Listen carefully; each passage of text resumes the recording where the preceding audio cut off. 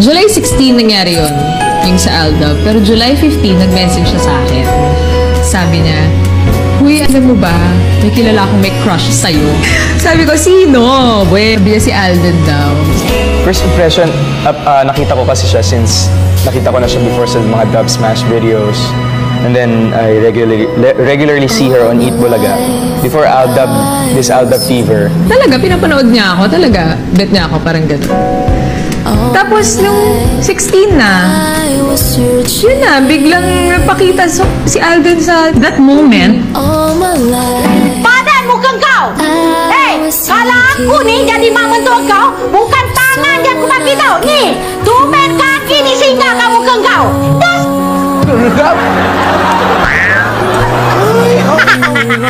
Ala! Alaya, nako-conscious ka kay Alden! Alaya, nagpapakute ka!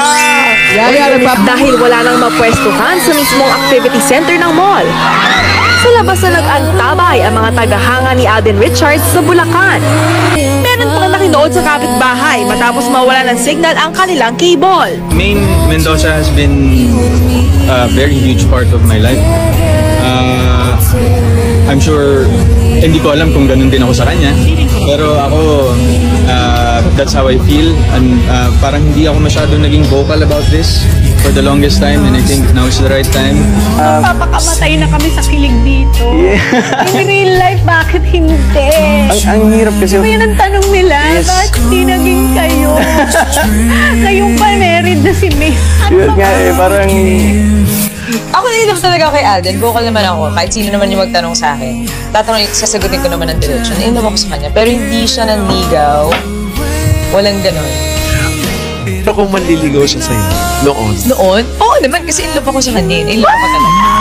At alam niyo lahat yan, mga Dabber. Kaya, did you fall for May Mendoza? Yes. Sabi nila, lahat ng tao ay naghahangad ng happy na love story.